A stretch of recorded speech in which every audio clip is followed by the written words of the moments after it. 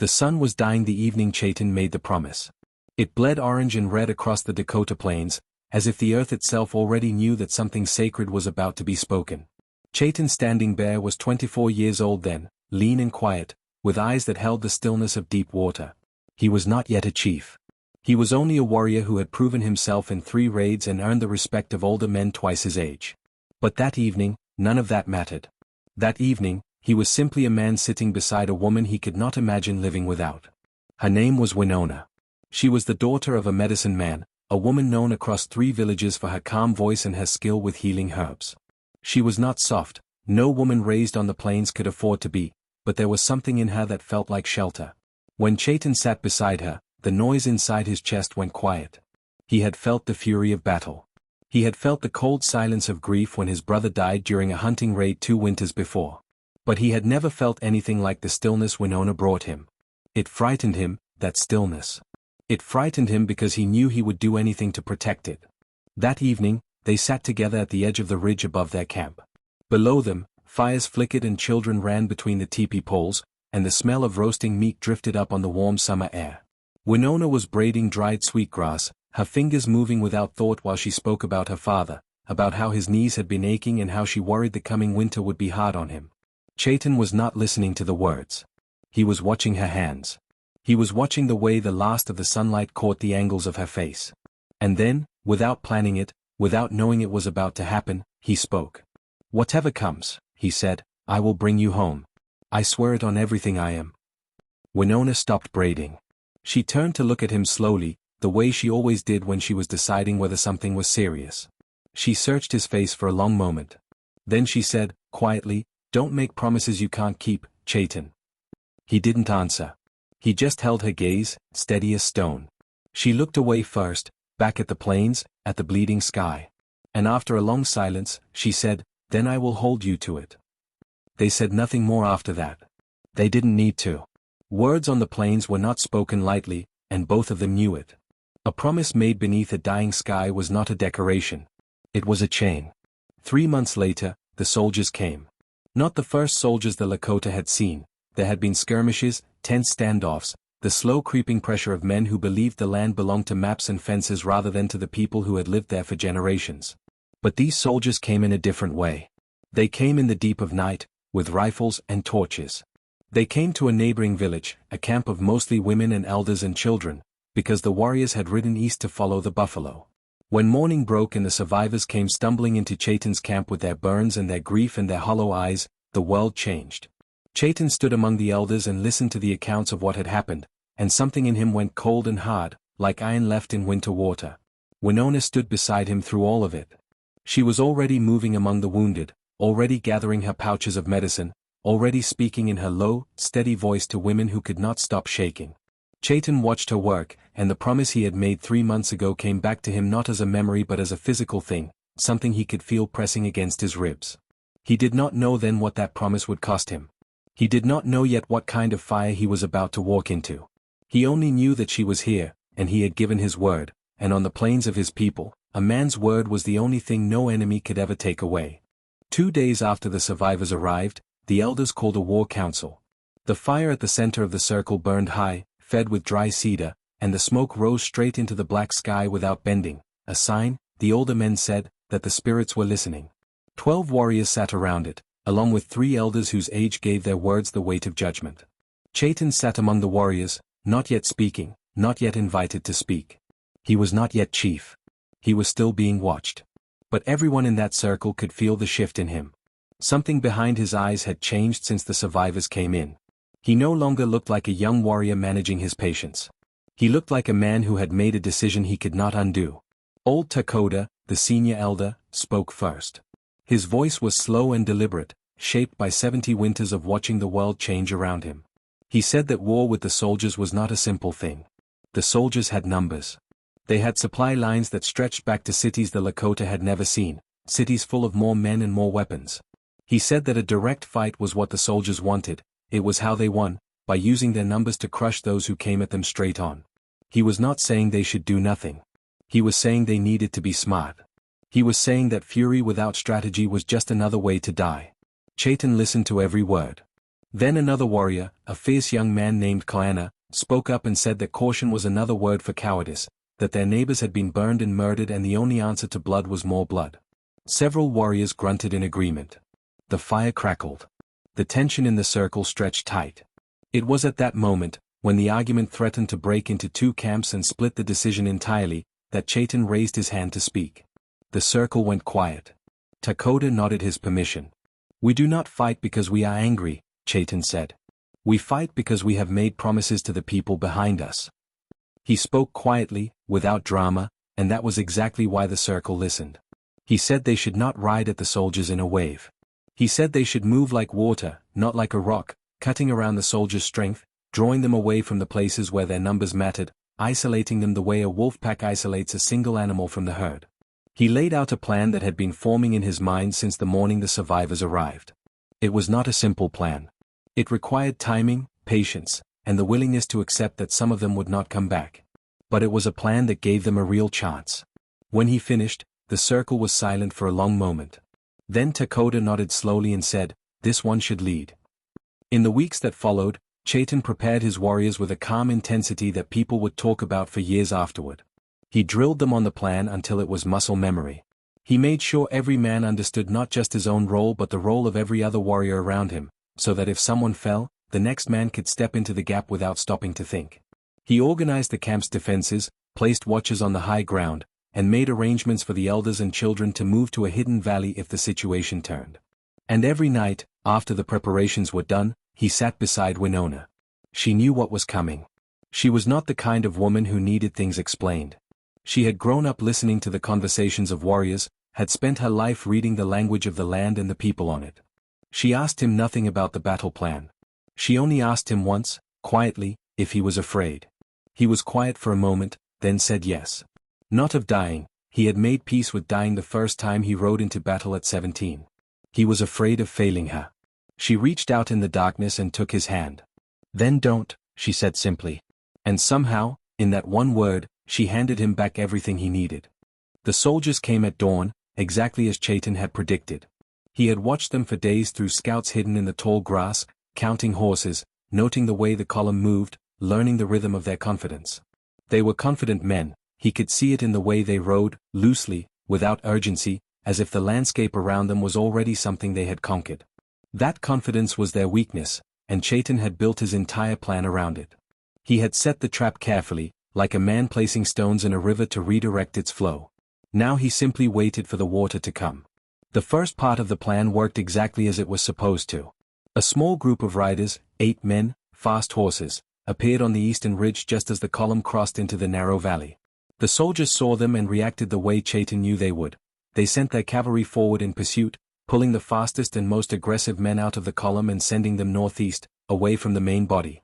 It was the wolf pack separating the fastest animal from the herd, and it worked because the soldiers were too sure of themselves to recognize it for what it was. With the cavalry drawn off, Chaitan brought the rest of his warriors down from the western rise in 2 tight lines, moving fast and low. The soldiers who remained in the column were infantry, slower, less mobile, trained to hold a line rather than to move through broken terrain. They were good at what they were trained for. But Chaitan was not going to let them do what they were trained for. He came at them from the flank, from the blind side, from the direction no one had thought to watch.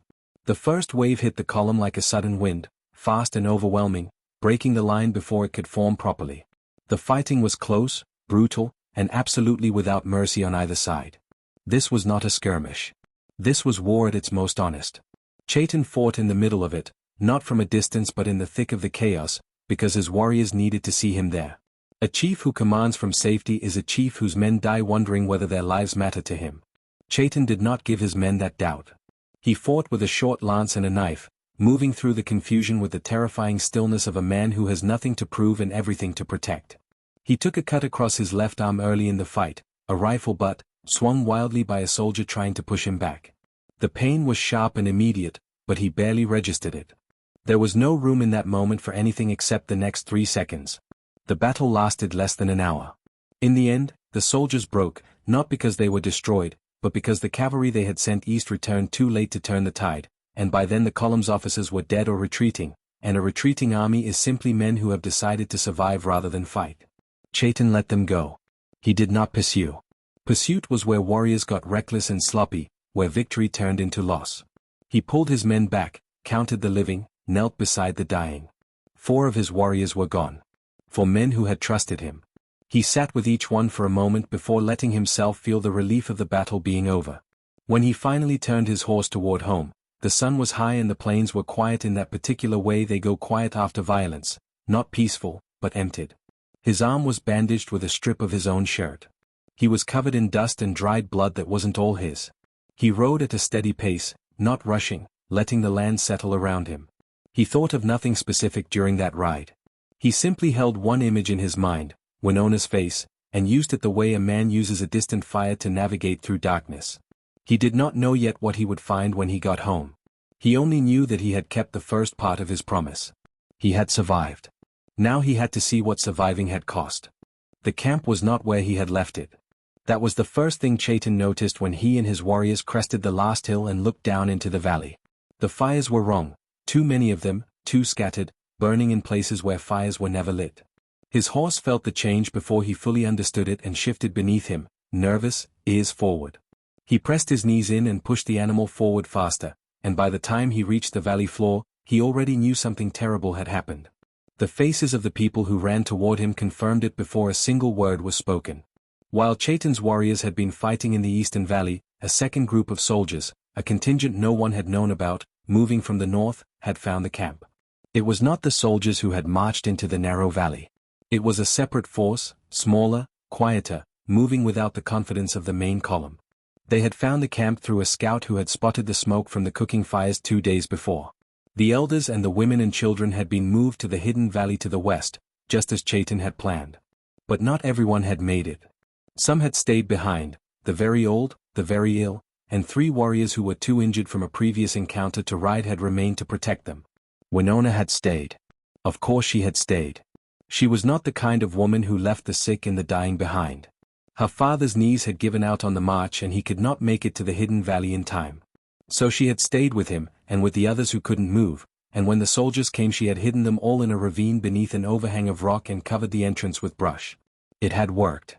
The soldiers had passed through the camp, taken what they wanted, burned what remained, and moved on without finding the hiding place. But the smoke had been thick and suffocating in the ravine, and one of the elders had fallen badly in the scramble to hide, and Winona had spent 6 hours in the dark doing what she always did, keeping people alive by the sheer force of her refusal to let them die. When Chaitan found her, she was still in the ravine, still holding an old woman's hand in the darkness, her face streaked with soot and quiet tears. She hadn't noticed herself crying. He did not say anything when he reached her. He pulled her out of the ravine and held her in the open air for a long time, and she let him, which was the most telling thing of all. Winona did not easily accept being held. She was too accustomed to being the one who held others together.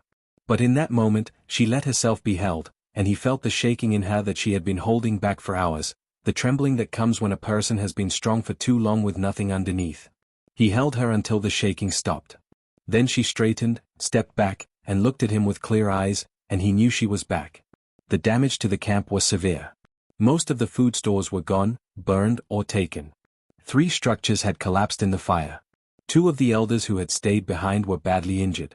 And the hidden valley, while it had protected most of the camp's people, was not a place they could stay through winter. Chaitan spent the days after the battle doing what leaders do in the aftermath of destruction. Organizing, deciding, being the person everyone else looked to when they could not figure out what to do next. He did it without breaking down, without showing the grinding weight of it, because that was the job. But every night he sat beside Winona in the ruins of what had been their life, and he let himself feel the weight of what keeping his promise had actually cost. 4 warriors who trusted him were dead. His camp was half destroyed. His people were cold and low on food with winter coming. He had won the battle in the valley. But winning a battle on the plains was never the whole story. The whole story was always what came after, what you did with the wreckage, and whether the people you were fighting for still had something left to build with. Chaitan looked at the faces around him, and he looked at Winona, and he made the same choice he always made. He got up. He kept going. Not because it was easy. Because he had promised. Winter came early that year, as if it had been waiting at the edge of autumn for permission to enter. The cold swept down from the north in the first week of November with a sharpness that stole the breath from the lungs and turned the ground iron hard overnight. Chaitan's people were not ready, not because they had been careless, but because the battle and its aftermath had cost them the weeks that should have been spent in preparation. They had rebuilt what they could, traded with a neighboring band for food stores, and moved to a more sheltered position in the bend of a river where the valley walls cut the worst of the wind.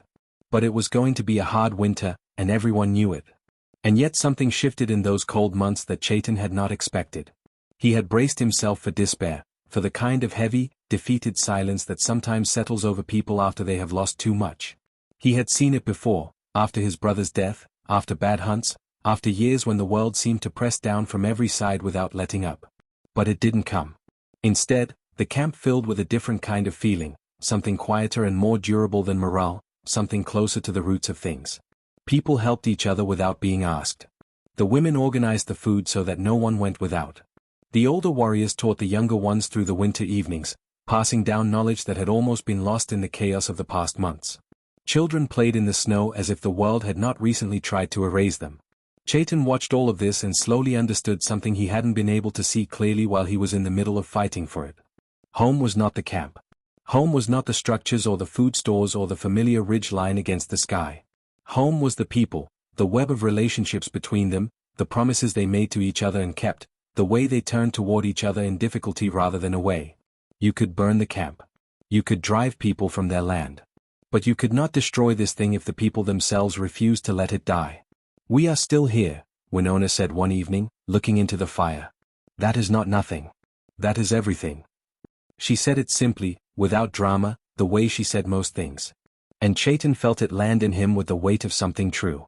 He had spent so many months focused on the threat from outside, on the soldiers, the violence, the destruction, the things that were being taken, that he had almost lost sight of what couldn't be taken. The knowledge in the old people's stories. The way the children learned to read the sky for weather. The particular sound of his people laughing at the edge of a fire in winter dark. These were not small things. These were the whole thing. Everything else was just the shell around them. Spring came the way it always came on the plains, not gently but explosively, 1 week of mud and wet cold, and then suddenly the grass was green and the air smelled of earth and everything alive was moving at once. Chaitan stood at the top of the ridge above the camp on the first warm morning of the year and looked out at the land as the light came across it. Behind him, he could hear the sounds of the camp waking up. A child's laugh. The sound of wood being split. The smell of something cooking. And then Winona was beside him, standing at the edge of the ridge the way she had stood that evening when he made his promise, the dying sky behind them replaced now by a rising one. She didn't say anything for a while. Neither did he. They watched the light move across the grass, and the world was very quiet in the way it sometimes gets at dawn, as if it, too, is holding its breath before the day begins. Then Winona turned to him and said, "You kept your promise." He looked at her and shook his head slightly. "I'm still keeping it," he said. She held his gaze for a moment with those eyes that had always seen through him, down to whatever was true, and then she turned back to the light and nodded once, slowly, the way she nodded at things that satisfied her completely.